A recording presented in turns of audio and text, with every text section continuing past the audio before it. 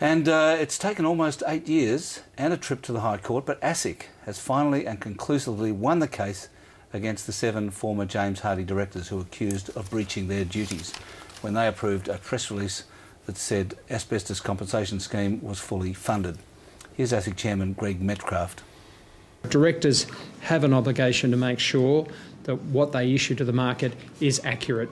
We want Australians to be confident and informed when they invest, and that, particularly that the gatekeepers, being directors, can be relied upon in terms of doing what is expected of them. I'm not sure that there was any surprise that the High Court confirmed the thing, and all the directors, I guess, were taking notice of the previous ruling. But I guess it confirms that that's it. Directors have to now watch everything that goes out, and they can't just leave it to management. But they can't, and they have to, make sure that they understand the implications of big decisions. So, that was also confirmed in the Centro decision as well, that, the auditors tell you something. If you don't understand it, you really need to make sure that you ask questions of them and find out what it means before. Otherwise, you can't be fully informed when you vote on a board decision.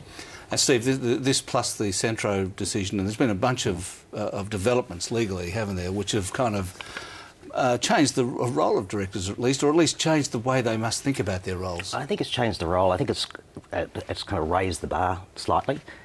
In the past, a director would have assumed that they could actually rely on the combination of their management and their external advisors, so their auditors, whoever, the actuaries in the case of the James Hardie case.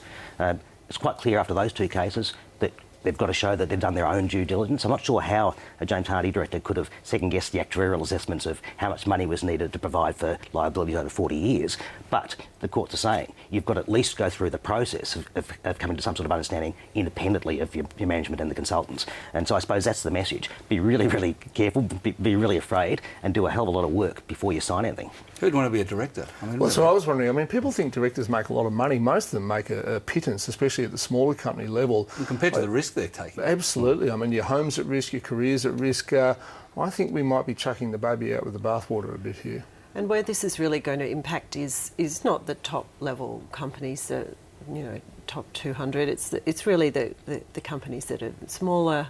They're going to have enormous difficulty attracting directors to go onto their boards, and they're the ones that arguably, should be looking for directors to help them with performance, not directors that can, help them tick all the boxes. Well, but I remember it wasn't that long ago that they brought in the business judgment rule. That was meant to take the, take the pressure off the directors. Everything, it was okay because you protected. You had a defence that, you made a judgment, so it turned out to be wrong. That was okay, but in fact, it's ever since that was introduced, it's all gone the other way. Yeah. Well, I'm sure Joe's right that there's going to be an issue at the smaller end. I actually do think there's a big issue for the big companies as well, because they're large and they're complex. And we saw in the Centro case, the volumes of material the directors were supposed to be able to not just read, but understand and test. If you're a director of a company like BHP, it's not possible for you to have the kind of understanding of the detail of that business that the management have and that the external advisors have. So if I were a non-executive director and have no ambition to be one, I'd be really worried about those sort of judgments.